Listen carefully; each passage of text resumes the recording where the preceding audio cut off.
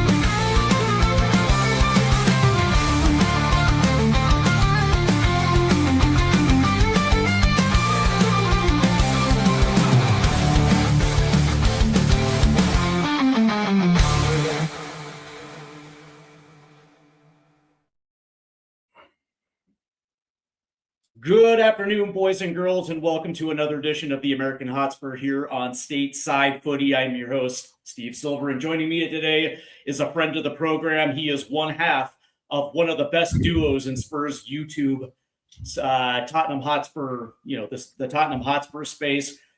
He's also a good friend, Dave Harris of the Irish Hotspur. Dave, how you doing, my guy? Yeah, not too bad. Very, very kind on the intro. Good to be here. I owe you. Yeah, well, we don't see ourselves like that, but it's very, very nice of you. And look, it's long overdue. I do have a bit of a hectic life outside of YouTube, so I do apologize to you that it's took me so long to, get me on here again. But I owe you more than a couple of appearances, so hopefully you'll see me more regularly on some of these shows towards the end of the season. Well, it is what it is, and me. I don't ask anything over of what you and I both give to each other. So from that standpoint, I do appreciate it. Before we begin, make sure you guys definitely hit the like and subscribe buttons, and also hit the notification bell so you guys don't miss out on any upcoming Stateside Footy content, because there is going to be some good stuff between now and the start of World Cup 2026, whether that is on the Tottenham Hotspur side or whether that's on the U.S. men's national team side. And I know there's a lot of secret U.S. men's national team fans there in the U.K. I don't care what anybody says. Just because of the Mauricio Pochettino link, you have people over there in the U.K. kind of like, yeah, I guess these guys actually are pretty good. I couldn't help it, Dave. I couldn't help it. Do you think Poch will leave the USA after the summer? Think he's gone? 100%. 100%. Yeah. It was only an 18-month contract, and there is, I guess you can say, a handshake agreement in place where if Poch wants to say, of course they're going to negotiate for the next cycle, but in truth, it was only an 18-month contract, and so that was the thing about that deal, is because at the time there was no good offers out there for him. All the good jobs in the Premier League at the time were taken. And so from that standpoint, why not go make $6 million in the United States for a year and a half and then come back? And, I think the timing is actually working out quite well for him, because come summer 2026, there might be five jobs in the Premier League that will be open, including Tottenham Hotspur. So I don't know, man. It feels like all roads are pointing back to Mauricio Pochettino when it comes to Tottenham Hotspur. That's my It seems like that, and many people are linking the fact that he made Conor Gallagher captain at Chelsea, and the fact that we've signed him. They're sort of linking the two, that maybe it is open to a return for Pochettino coming back. But I think it's a bit of a flawed idea that Pochettino is influencing our transfer decisions right now, and in that regard. But when you actually look at the squad that we've got, all the young players, it is built for someone like a Pochettino who has made his living off working, with younger players and stuff like that, getting them super fitter than what anybody else is around, which automatically gives them a help winning games and being able to coach them and develop players. Look what he done with Walker and Rose when they were loaned out for years gone by.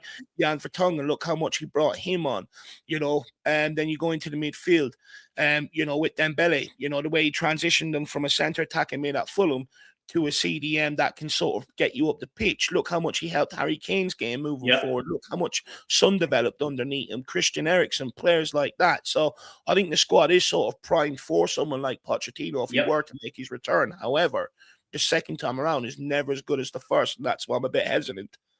Well, I will say that there's two guys that would greatly benefit from a guy like Mauricio Pochettino, and that is our captain, Christian Romero, who is already, an Argentina brother from another mother when it comes to Mauricio Pochettino, and also Mickey Van de Ven, two guys that absolutely love to be challenged. And you can tell it, right? You can tell that maybe last year and this year, there isn't enough of that challenge. It almost feels like it's a little too comfortable for those guys. And of course, when things go wrong, then obviously you see the frustration. But let's go ahead and get into it, because we do have some transfer news real quick. And this just came out this morning. And it looks like, according to Fabrizio Romano, Spurs are in advanced talks with Liverpool and are set to make a bid for Scottish international left back Andy Robertson.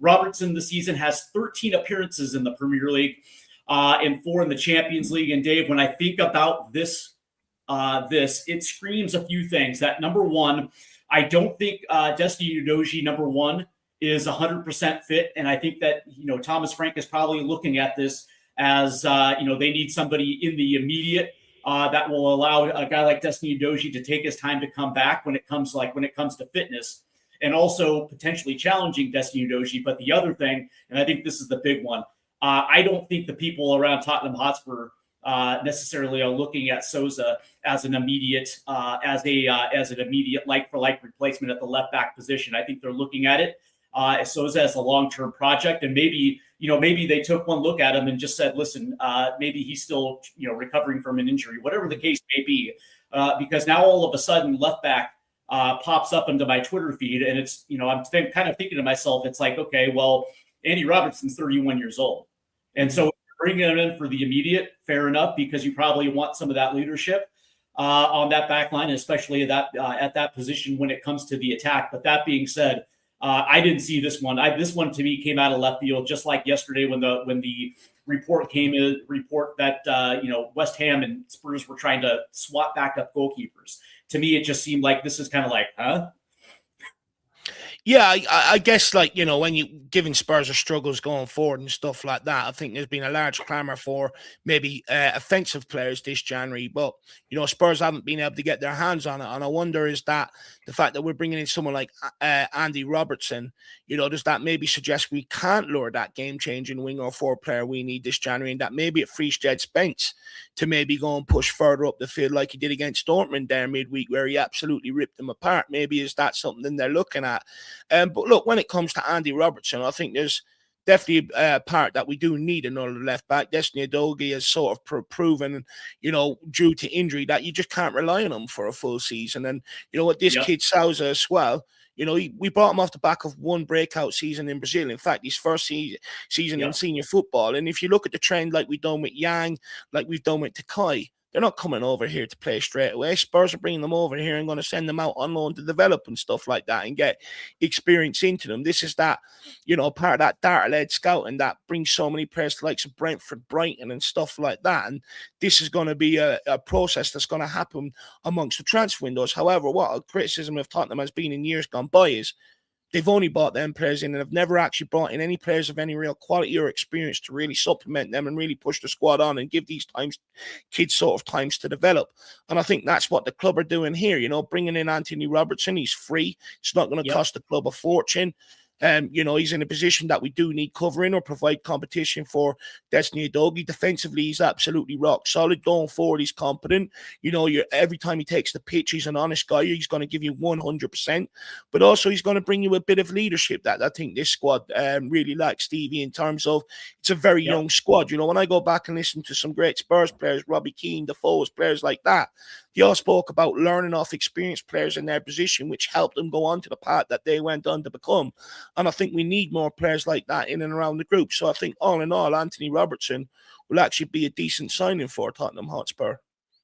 Are you, just out of curiosity, are you worried that he's 31 years old? Is there an age issue with you? Because on the one hand, I appreciate the workload that he put in for Liverpool, right? He was actually one of the foundation pieces for Jurgen Klopp, and he certainly has played in massive fixtures, whether that's in the Champions League or whether that's in the Premier League. But I look at this as something where it is a short-term fix to a problem that still has yet to be remedied. because at the end of the day, I look at this as like, well, he's 31 and he's already got, the tread on the tire is kind of running a little thin with him. It's like he probably has 1, maybe 2 good years left. And for me, I'm just, I sit back and I question whether or not this is actually something that for the immediate, maybe, but coming into the summer months and then coming into next season, I still worry. I worry whether or not that age is going to catch up with me. You know what I mean? No, 100%. I do understand, but I think again that's one sort of criticism that I think people have labelled at Spurs before is not signing players for the immediate, and I think right now, we need to be bringing in players like this to sort of bring us up the table a little bit, and settle things around Tottenham Hotspur and start just becoming a little bit more consistent. And I think, by bringing him in, it then gives you that 2 seasons to get Sales out on loan, to get him the required experience and stuff like that. It also gives Destiny Udogie time to be able to get back to full fitness rather than as soon as he's back, thrown in until he breaks down again. So I actually don't mind this signing. Where my concern actually comes in around the Anthony Robertson one, and it's probably a bit more conspiratorial, but I think there's probably evidence out there that would suggest what I'm about to say, Stevie. It's more so when you look at every player since Jurgen Klopp has left Liverpool, none of them have hit them heights again, that intensity. And in fact, all their careers are starting to go backwards a little bit since Klopp has left. And I just wonder, is that because the high intensity and demands that Klopp placed on them, is their bodies able for it anymore after playing in a system like that for so long?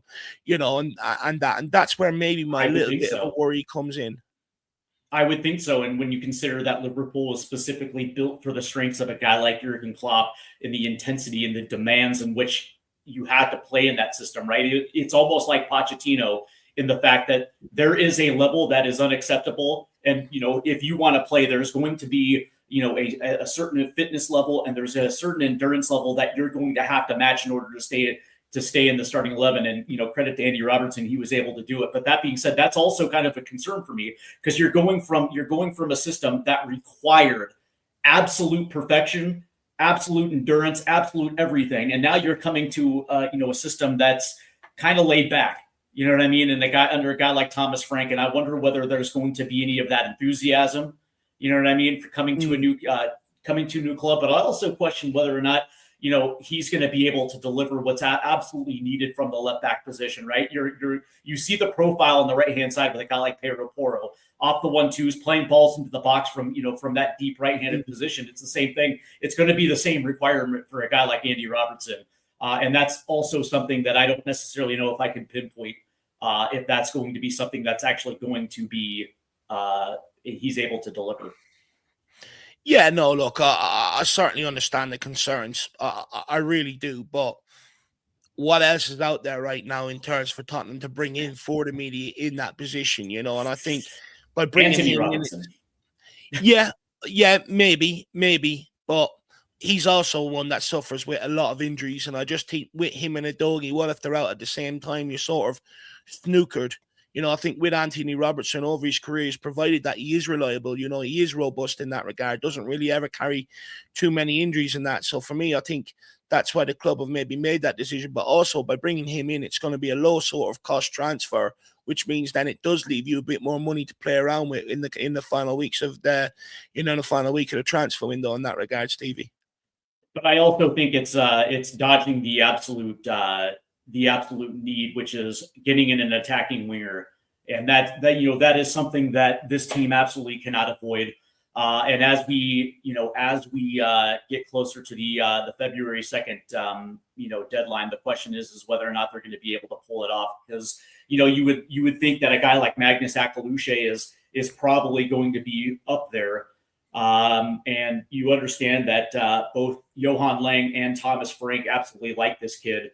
And it feels like, Monaco is also in a selling position as well, too. And you're just wondering whether it's the dollar amount that is holding that thing up. Well, the thing is, in January, the idea is, we all want attacking players, but everyone wants an attacking player that's in form. Yeah, it's going to cost big money, but also I think the hidden thing that's also involved in the January transfer window that no one really takes into account is the fact that it's not the same as the summer. Summer clubs are more acceptable to letting players go for the right value because they have so long to be able to plan and replace them.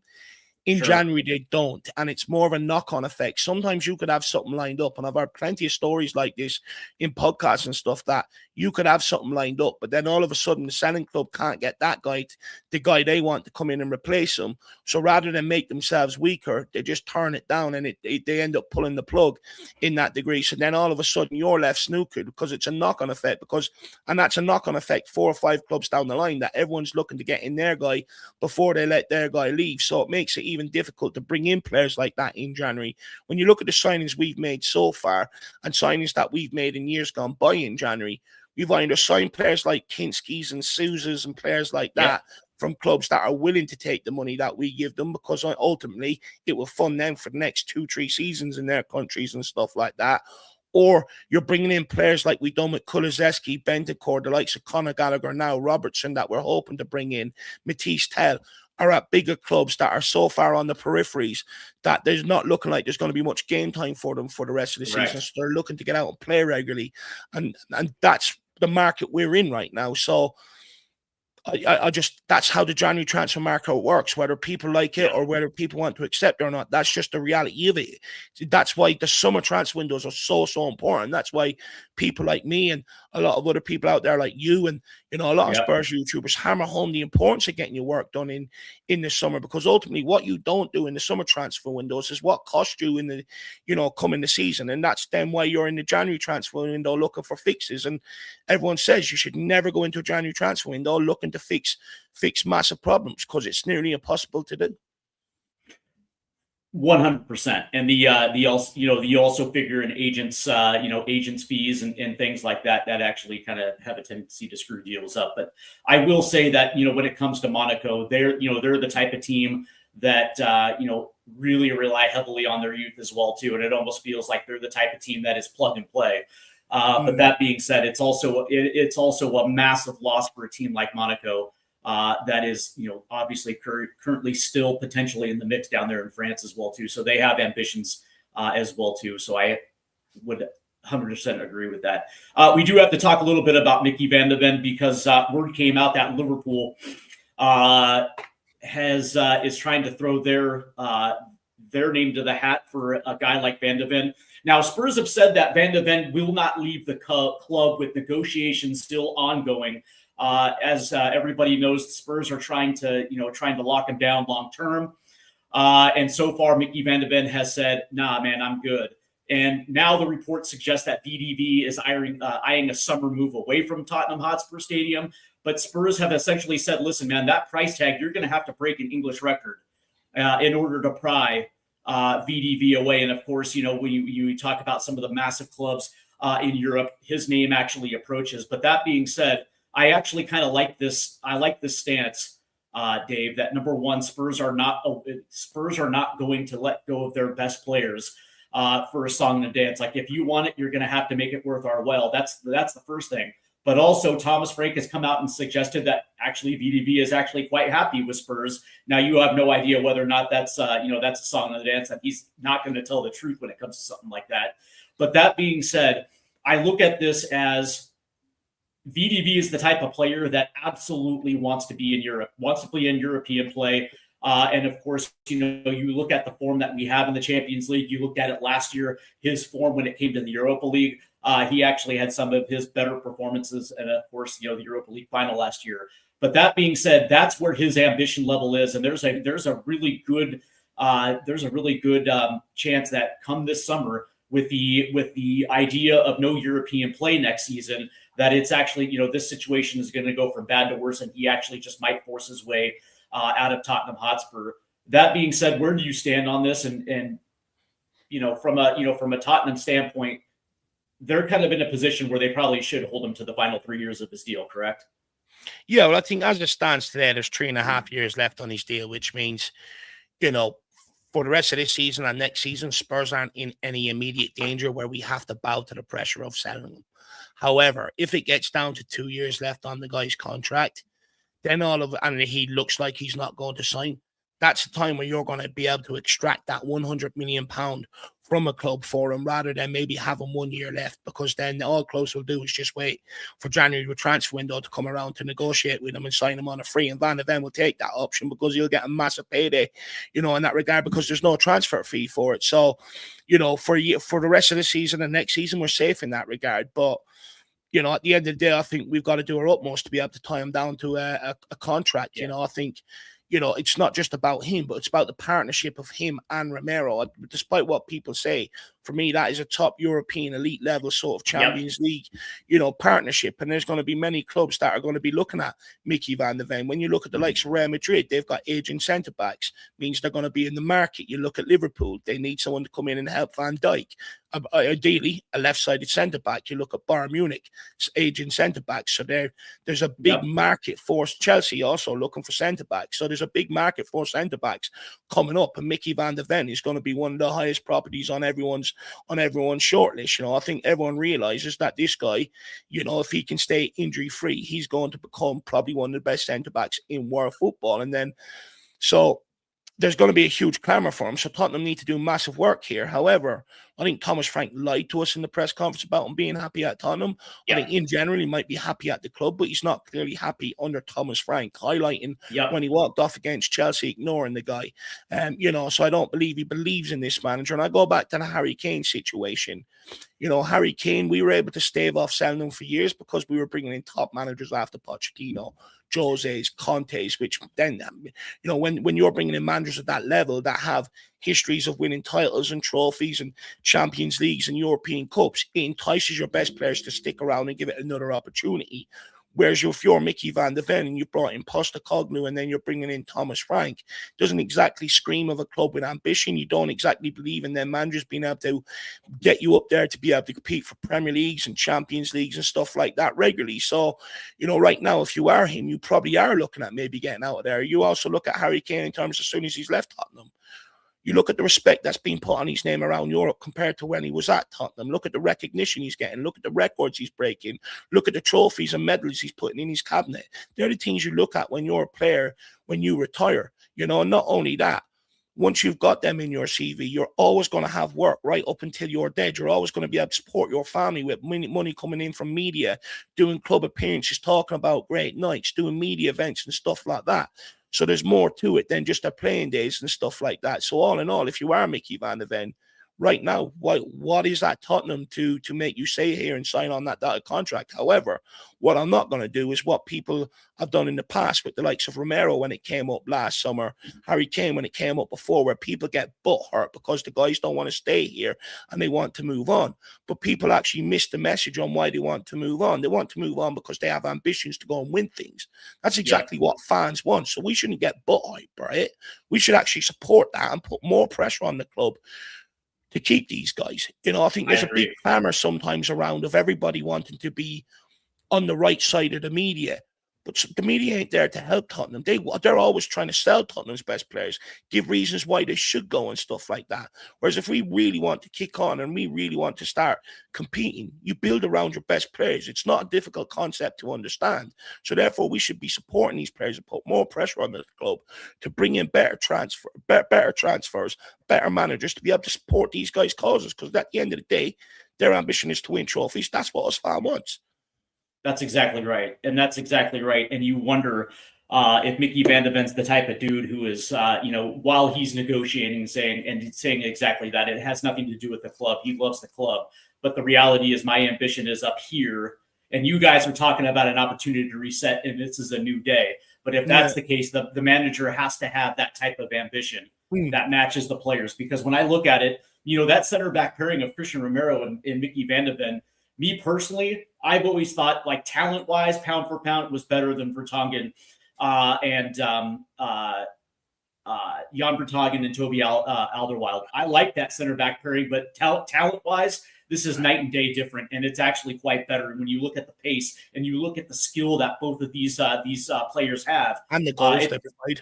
And the goals they provide. It's night and day better than Alderweireld and Vertonghen, as much as I love those guys. And that's the thing. It's like, I wonder if he's the type of guy who's going to say, listen, I'll re-sign, but the ambition with the manager is going to have to match the ambition of the players. And if you guys are sitting there talking about the next 3 years under Thomas Frank, then yeah, I won't resign.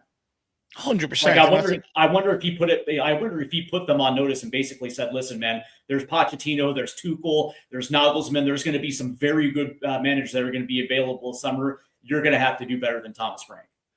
100%. I have no doubt that's part of it. That's why he's sort of staving off these contract negotiations and stuff like that at the end of the day. I have no doubt about it. Can I just take I think it's Chris and Blue. Chris and Blue in the chat. Carlton Blue asked. He asks if there's any word in the Irish media about Mason Melia. I'm not sure if Spurs have announced him yet. No, so he is at Tottenham Hotspur. He officially joined on the 1st of January. That just automatically went through when Spurs signed him this season before that. But with Mason Melia, what's not actually being reported at Tottenham Hotspur, but is in the Irish media, is Mason Melia is injured at the minute. He's got back problems. Okay, fair enough. Yeah, no, I was kind of wondering. It's nice to see that he's in the building. Dermatron is saying, breaking news, I am hearing that the deal is done for Andy Robertson and VDV will sign a new deal and stay at Spurs from what he is being told this afternoon. And so, Dermatron's very good when it comes to breaking news.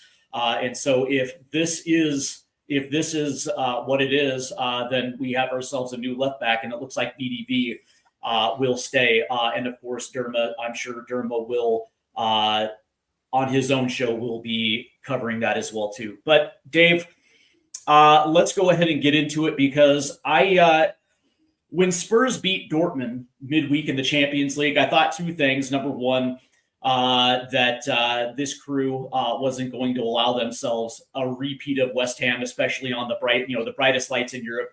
And from that standpoint, I think personal pride kind of came in and took over. But the other thing that I thought about this match is that Thomas Frank just literally cannot help himself. Spurs, seriously, right? Because here's the thing. It's like, kudos to Spurs. They come out, they get a goal early. They get an absolute gift when it comes to VAR. They get the red card.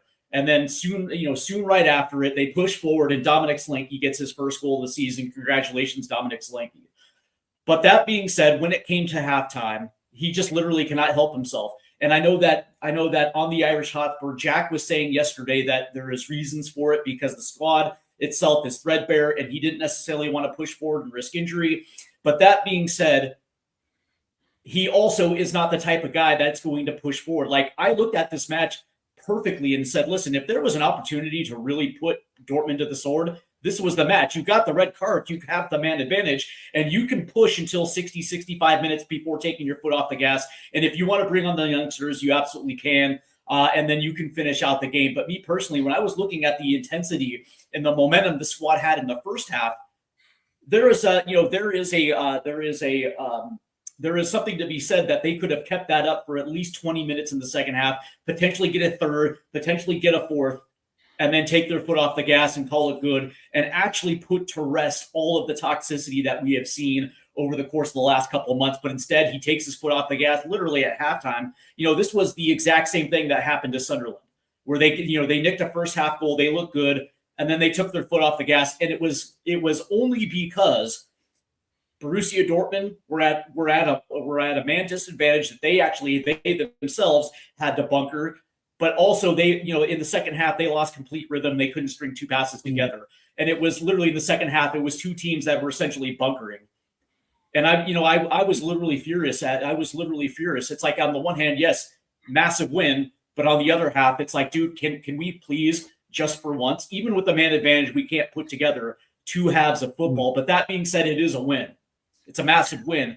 I guess the first question I have for you was this win good enough for them to use, for the board to use as an excuse to say, you know what, Thomas, you just take the rest of the season?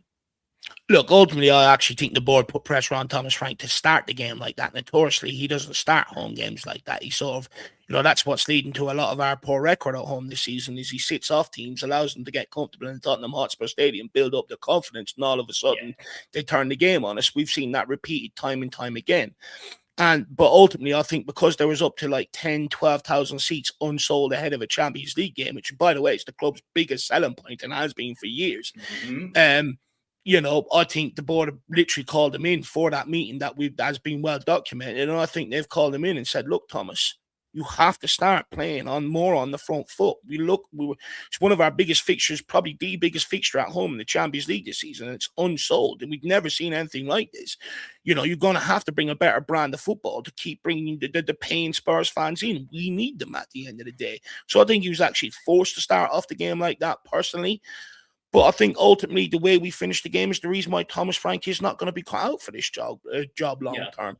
To your point, I think he was happy with 2-0 and just said, right, sit back and consolidate what we've got. And I think he's missed a massive opportunity in terms of pushing on and getting more goals and assists into these forward players and breathing more life and confidence into them. Because at the end of the day, what breeds confidence into them and what actually extracts the best out of them is when they're starting to be involved in goals, whether that's setting them up or scoring them. And I think ultimately, he sacrificed that, to be brutally honest, and I'm not sure it's going to help him long term. I think he's missed the opportunity for Spurs to sort of go and fill their boots. I think what he tried to do is sit back, hit them on the counter, look to get the third, and then I think maybe we would have seen more youngsters come off the bench that night. Ultimately, we didn't. We didn't do that because we sat back often. We only had 2 breakaways near the end of the game, to go and try and hit them for the third and fourth. But to be fair, I do think ultimately, if I'm in the manager's job, and I know the situation going in that I've got a bare starting 11 as is, and 2 or 3 of them are already out there playing with knocks and stuff like that, and then we've got a game on the weekend, and then we've got another game coming up midweek next week to potentially try and get out and secure myself inside the top 8. I do think there is a part of me where I do say to my players, right, the job's done, no silly mistakes. Let's conserve energy so that we have something left in the tank to be able to go again next weekend and go again next, in terms of next midweek in the Champions League. Because at the end of the day, as much as I would like, us to go and kill teams week in, week out, they're not robots at the end of the day. I've been involved in seasons at some point, especially sometimes in the sticky part of the season and stuff like that. Your legs become a little bit heavy. And when you've got no relief to be able to relieve you, and you're the main guy and you're being relied upon, eventually some games you do sort of pick and choose your moments when to go and affect the game, when to conserve your energy and stuff like that. So I think naturally that's just what we've seen play out. No, I mean, and I get it, right? When you look at the squad, it is threadbare, and when the fact that you're using essentially a right back at left wing, I get it. 100% I get it. And, from that standpoint, there are certain times where you can be conservative. My only problem was the fact that, this was a fantastic opportunity because you do have the man advantage. And I'm not suggesting that we should have went front foot for 80 minutes, right? But you're talking like 15 minutes after the half, right at the 60th minute, 65th minute, somewhere in that little 5-minute gap, where you can actually still chase that third goal, potentially the fourth, because the way that Dortmund were playing, they weren't even defending really all that well. Even a Dortmund team that was, essentially, 9 behind the ball, they still, they still conceded so much space to the point where when you look at a guy like Xavi Simons, he actually had so much acreage in front of them for him, to pull the strings. There is a case to be had that we could at least gotten 3, pushed 4 by the time that 60th minute came around, to the point where, maybe, you can still do both. I agree. That's all I'm saying. You know what I mean? No, I agree. Yeah. I agree with what you're saying there. And look, if, I would be that way inclined. That would be the way I like to see my football played. Push for the third, maybe the fourth, push for the next 15 minutes, and I'll get 4 or 5 years off the pitch, bring on the youngsters, and they can see out the game. The problem is we don't have a manager that sees it like that. That's the big problem there. And we also don't have a manager that trusts youngsters. He's worked at Brentford. He doesn't have an academy at Brentford to work with, so he doesn't have to develop youngsters and nurture youngsters and stuff like that at Brentford. So it's just, it comes down to how he sees the game, and ultimately that's why he's not going to survive at Tottenham long term. And that was my biggest issue, because this was an opportunity, especially with fans having the pitchforks out. This was a good opportunity for him to potentially rewrite the narrative, right? Where he could actually point to something definitive and say, no, I chased the game. Even with a threadbare squad, I still chased the game and I put a team to the sword. And you can actually have definitive proof where he can actually back himself up. But that being said, it's like me personally, I thought he missed the boat on this one, and really when it comes to this upcoming weekend against Burnley, I still to me, this win did nothing, to ease my mind when it comes to this weekend on the road at Turf Moor. It just really doesn't, just because I have a good feeling about how this thing is going to play out. Well, look, I mean, in terms of the game at the weekend, I think again. And judging by the way we've played away from home large parts of this season, for sure, I'd probably expect them to try and set off Burnley, try to encourage them to come out so that we're not trying to play against a low block, and then look to hit them in behind. And then if that doesn't work, then in the second half we've conserved enough energy from the first. We might look to go at them in the second then and maybe press the advantage. But I would argue, I think you should go after Burnley from the very beginning, and because at the end of the day, that's the way Spurs fans want to see their football played. So it'd be interesting to see how he actually instructs the team to go out against Burnley.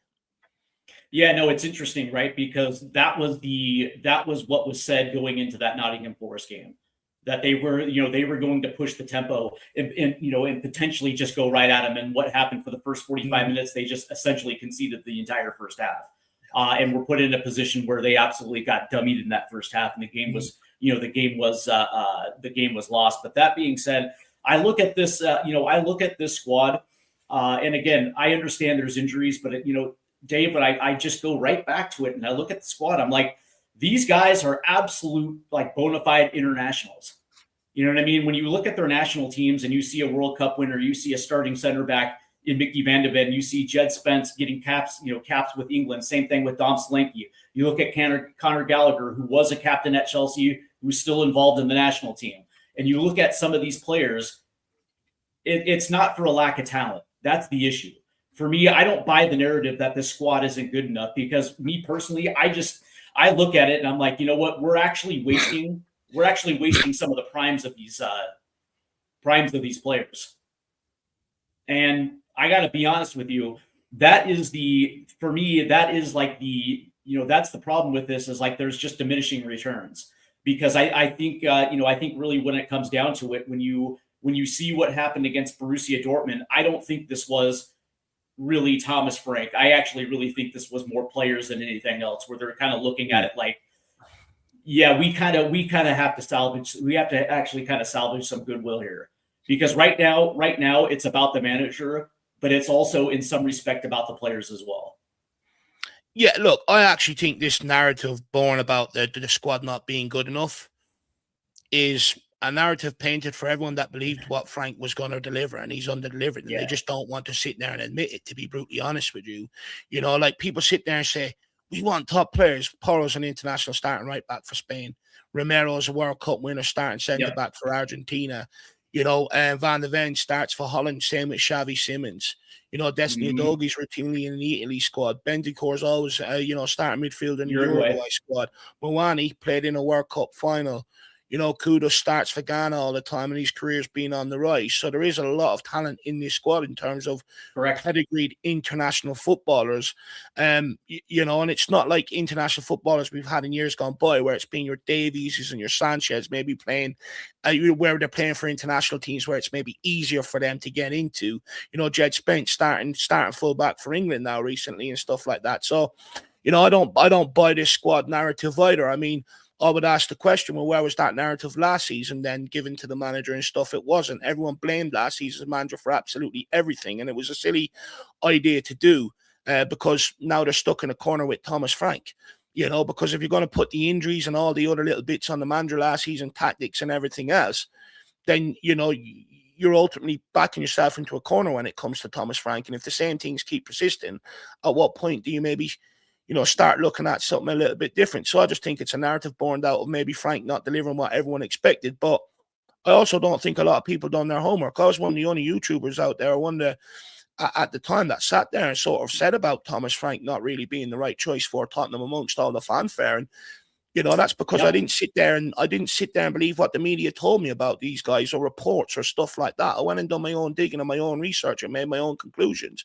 Like with Thomas Frank, if this was any other manager at Tottenham, if this was Postecoglou, Conte, Jose Mourinho, they'd be calling for his head. The media, the pundits, everything else. And they'd ultimately come down to, well, at the end of the day, it's the manager. It's up to him to get the best out of. Why aren't the media putting that pressure on Thomas Frank right now? Because he's one of the managers that plays the media game. He gives them their time. You go onto YouTube, how many tactical videos is he sitting down with journalists and analysis? And you don't see that with a lot of these other managers out there giving away tactical information and doing these videos and stuff. So he knows by playing the media game, he's going to get more of a leeway off them. And that's why he hasn't had the pressure or the scrutiny. And that's why when he was going for the job, the media built him up to be something he never was. And ultimately he was never, ever going to be the right fit for Tottenham in general. He never had the CV to manage a club like this with the pressure, with the scrutiny that comes with it. No one looked at previous examples of the likes of, Nuno. Look what he done for Wolves, playing a pragmatic way. Came to Tottenham. That pragmatic way didn't work, but it works at clubs that are maybe further down the table to bring them up to maybe a Europa League spot or stuff. But ultimately, it's not good enough to be pushing for Champions League and pushing for titles and stuff like that. And just Frank was never the right choice for this job in the first place. I just don't understand how he got the job, to be brutally honest. Like, one of the things was he improves players. Well, he hasn't improved anyone at Tottenham, and everyone's now calling for a whole new squad to be built under him, so he's failed in that department. Everyone says he's tactics, he changes games, he adapts to the opposition. Primarily this season, he's played the same formation in the same way nearly every single game, bar the special operations against PSG. So it shows that maybe he isn't that tactical guru that everyone built him up to be and stuff like that. In all aspects, this guy is just not cut out for the job. Other managers walk in and have inspired the fan base. Jose, Conte, Postecoglou initially. I don't care what the situation is at this football club. I'm going to be the guy. I have the know-how to bring you forward. And ultimately, that inspires people. Thomas Frank walked into this football club and said, you're 100% guaranteed you're going to lose games. And he certainly delivered on that promise. So it shows that maybe he didn't even believe in himself coming into this job in the first place. Or maybe he underestimated and undervalued, how big this job was in the first place. Our biggest problem now going forward is scoring goals. But he didn't work on that when he walked in, which was flawed. You have to work on that as a big club. You have to be able to work on a way to be able to punch teams in the mouth from open play and play a brand of football. He didn't. He came in and worked on the defensive solidity. And then when Spurs fans started moaning about not being able to score enough goals to go and win a game, then he starts working on it. When he's got one day on the training pitch, and again, he misjudged it because at Brentford, he had 7 days to work on things. At Tottenham, he never had that. And he's never, ever in his life, ever had to manage a fixture schedule like Tottenham Hotspur have. His time at Brentford, majority of the times he went out at the first round of all the cups just to concentrate on the Premier League. You can't prioritize like that at Tottenham Hotspur. So everything from the very beginning, this guy was never the right guy to take this club forward. And, when it comes to the squad, I'd make the case that maybe Postecoglou and Frank just never had the CV in terms of being able to manage this football club. And that's why we're seeing the club consistently down where we are, because of the two caliber managers. When we had the likes of Jose, Conte, they also had massive flaws in the squad. Everyone goes, they had Son and Kane. They didn't have Romero and Van de Ven and players like that. But the reality is they were able to paper over the cracks better than what an Ange Postecoglou can do, better than what Thomas Frank can do. And that's why the quality of manager matters at Tottenham Hotspur. I wildly disagree about Ange Postecoglou, because here's the thing, at least at Celtic, winning Scottish Cups and winning that league, it's always going to put you in the Champions League. And he did actually have Champions League play there. And it was just because it's Celtic and not Tottenham Hotspur that they had earlier on. So at least he was actually used, to the European fixture schedule where you're playing 3 times a week, that type of thing. But what I will say, and I still hold true to this one, the reason why Ange Postecoglou failed was because Daniel Levy failed to give him the one thing that he absolutely needed, which is a large squad. Because the way that he plays, yes, there are going to be injuries, but the reality is, it's like at least the guys who are going to be backing up are at least league quality. And the way that he plays, he always likes to substitute at the 65th minute so he can continue to put teams to the sword. He didn't have that. He didn't have that at Tottenham Hotspur. As a matter of fact, like the answer to a squad size is giving them unproven youngsters. And when you looked at what happened last year in context with all the injuries, the guys who were deputies that came on weren't at the Premier League level. And so, of course, you're going to have it. And I was saying at the time, like, I don't even give a shit who you are, whether you're Pep Guardiola, whether you're Jurgen Klopp, you're not coming out of that unscathed. You're going to drop matches. And sure enough, he was absolutely blamed for it. But that being said, what I will say about Thomas Frank, and I was 100% with you in the summer, because what I was looking at it was points dropped from winning positions. And last year, Ange Postecoglou dropped 27 points from a winning position. 27 massive points that would have actually, it was the difference between 17th and possibly finishing in the top 10 last season. And when you looked at Thomas Frank, it was 13. The year before it was 14. And so you're kind of looking at it thinking like, well, at the very least, we're going to be in a lot of games. And depending on, when we nick the goal, we're not going to drop points from, we're not going to drop points from winning positions. And then you look at the culture of what he was able to build at Brentford. It was something that, at the time, Daniel Levy and Johan Ling were kind of looking at like, well, that's one of the biggest, that's one of the biggest things that we don't have, which is stability, and also actually having a positive culture. So from that standpoint, you can understand why they were attracted to a guy like Thomas Frank. Well, 100%. It was never Thomas Frank that was the mastermind behind Brentford. That's what we know right now. Yeah, that's exactly what we know right now, because when you look at what's happening with Brentford and Keith Andrews, who was his goalkeeper coach last year, and now all of a sudden they're like what, 5th, 6th right now. So 100% it was not Thomas Frank. I remember asking a question in the summer. One of my most poignant questions now that I think about it was how much of Brentford's success is actually down to the ownership and the model that they have set up to keep the club, keep progressing regardless of the manager, similar to Brighton. And by the way, them two owners were in the same business venture before they entered football and came into football with the same ideas and the same philosophies. And the both look at both clubs, how much they've kicked on and how much of it was actually down to Thomas Frank. And I think now that you see how Brentford are still kicking on, still progressing, and you see Brentford still doing it regardless of the manager, regardless of selling their top players, I think them owners actually deserve more credit. Like you look at, I think, is it the Brighton or Brentford owner? They now have Hearts in Scotland. Look what they're doing up there. So it goes to show it's more about the ideas, philosophies, and their actual recruitment model, and stuff like that they bring in, and the infrastructure they put around the football club is actually what is the catalyst behind them clubs, and not actually the football manager. No, and as a matter of fact, you asked me that question as well too, and I actually believe it's the same at Brentford, which is the same at Brighton, because they have a system in place where it's plug and play, where if they lose a manager, they already know exactly who the next manager is going to be that fits exactly the system that they run, which is why Brighton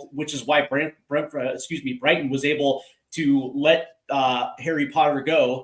Graham Potter go, and then all of a sudden they get this new guy in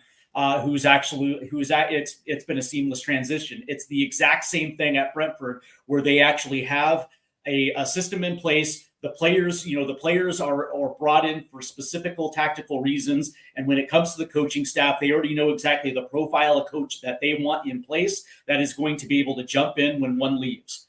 And the thing is on that, but it's also the reason why Graham Potter's failed outside of Brighton. It's the same reason why Thomas Frank is going to fail outside of Brentford. 100%, because the way they're set up, it makes the managers look more competent than maybe what they actually are. But I'm not being funny. If a little fat Irish guy like me, a loser in Ireland, can put that question, where was everyone in the media? All these people that get paid day in, day out to sit there and analyze sports and stuff like that. Where were they posing them questions around the appointment? They weren't, because of how much time Thomas Frank gives them, the insight he gives them into the tactics, the runnings of clubs, everything else, the access he gives them. Sky Sports, love the guy. You go back and look at Brentford. How many days of access did he give them to film in behind the scenes and everything else? So that's why none of them posed them questions, which they should have. And that was a flaw in their back. But, the other reason is because it's Spurs. Like when you think about Talk Sports and you think about Sky Sports and some of these other UK outlets, how much love do they actually ever really give Spurs, even when we're winning? You know what I mean? We're just like we're just the step kid. You know what I mean? We're the ones that are kind of playing pretender, even when we're not playing pretender, because of the preconceived notions that are around there.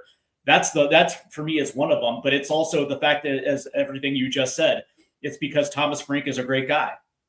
He's an absolute great guy who, and he's going to give people access and he's going to give people time. And so from that standpoint, they're not going to trash a dude, even if it's 100% obvious. Even if it's 100% obvious that he's not fit for the job. Because they all want these insights. They all want these connections. They all want to know the behind-the-scenes scoop before the next person. So that's why they're not willing to throw sometimes these people under the bus or ask them these questions. Even now in press conferences, he rarely ever gets tough questions put to him despite the pressure he's under. It's insane. We got about 10-ish minutes left, Dave, and I know that you have other obligations after this. But with that win against, you are. With that win against Dortmund, can I ask you a legit question? Did that actually paint the board into a corner? Because of everything that they were saying pre-West Ham about this being a new day, and we're wiping the slate clean and all this other stuff, and the ambition of what Vinny was putting out there. And then all of a sudden you have the loss to West Ham, which me personally kind of made those statements null and void. But then all of a sudden against a team like Dortmund, who's a very good team, and all of a sudden we get a clean sheet in the Champions League, it almost puts the board into a corner. I think they're 50% there. I think if Frank wins against Burnley, I think then they're going to give him another couple of months, or the rest of the season to see whether we see an upturn. Because the reality is, if we lose to Burnley this weekend and results go against us, we're down to 16th, 7 points above relegation zone. With Newcastle, Arsenal, Man United, Man City, all to come in February. With the way we've been playing in the Premier League, no one expects us to go and win any of them games. And if West Ham even just win one or two more, all of a sudden, you're pulled right into that scrap where you don't want to be. So I think a win against Burnley will be able to survive us beyond February without really being dangerously pulled into that scrap. And then that gives Thomas Frank enough time, or that stay of execution to the end of the season, to be able to see if he can bring about an upturn and stuff like that. But ultimately, I think Thomas Frank thinks it's just about winning games. There's that to it. But is he going to be able to produce the style of football that will appease Spurs fans? Because that's what's going to change people's minds right now. More first halves like Borussia Dortmund, but also being able to sustain that a bit more going into second halves of games and stuff like that. So I think ultimately it's a long road back for Thomas Frank. Me personally, I think the board is scared. I think they're scared of their livelihoods. They don't want to lose their jobs. And I think the reality of the situation is they don't know whether or not that's the right decision, because these guys aren't football people. These guys are businessmen. They've never had to deal with this type of adversity before in some of these roles. And so from that standpoint, they have no idea. And so from that standpoint, they're thinking, okay, cool. But if we sack them, then for sure we're going to be in a relegation scrap. And so from that standpoint, then the fans are going to be starting to call for our heads. And then what happens if the Lewis family listens to them and all of a sudden we're out of a job and they actually wipe the entire slate clean? So for me, I think this is a situation of being scared and also looking out for their best interests and not necessarily the best interests of Tottenham Hotspur Football Club. But to your point, someone sort of said something to me yesterday, and I trust the person that said it actually, because he said stuff to me in times gone by, and it sort of has been the case, after the fact that things have happened and stuff. But they said that, the Lewis family or some people on the board aren't actually convinced with Thomas Frank. It's Vinay that's in their ear that's sort of suggesting that Spurs stick with him. And that's something that I've sort of suggested in previous weeks, that, when you look at his time at Arsenal, he stuck with Arteta, right? He didn't sack Arteta despite the clamour, to sack the guy. He stayed there and he backed them and stuff like that. And ultimately, I think that he's going to try and take the same approach at Tottenham Hotspur in that regard. But at the end of the day, again, it suggests to what you're saying, how weak they are then, because they're the ones that are in charge of making these decisions, not Vinay. Yeah, Vinay can come in and have an input, but ultimately it's up to them to make the best decision for the football club. But they're not used to making these cutthroat decisions. They're used to sitting behind Daddy Lewis and Daniel Levy making all them decisions in years gone by. And they can swan around and be nice to people because they never had to make them ruthless, cutthroat decisions, and I don't think they have it in them, to be brutally honest. So I think that's why Thomas Frank is still here, because if Daniel Levy was here, Thomas Frank would have been booted out in November. I would agree.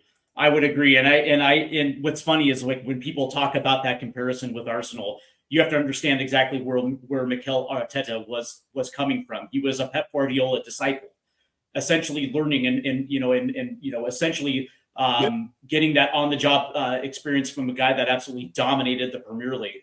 And so from that standpoint, you're coming from that system and you decide as a club that this is the way that we're going to want to play. But also Arteta himself also has, he also has that experience, but also kind of mixes in his philosophies as well too.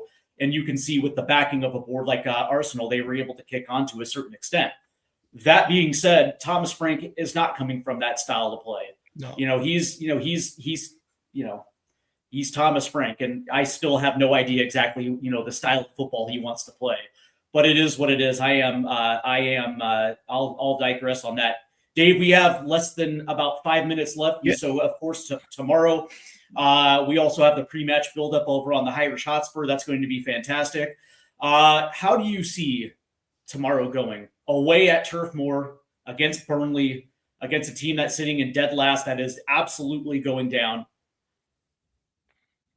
Yeah, look, I mean, we hammered them earlier on in the season, right? Yeah. But that was off the back of a new manager bounce, everyone feeling confident and stuff like that.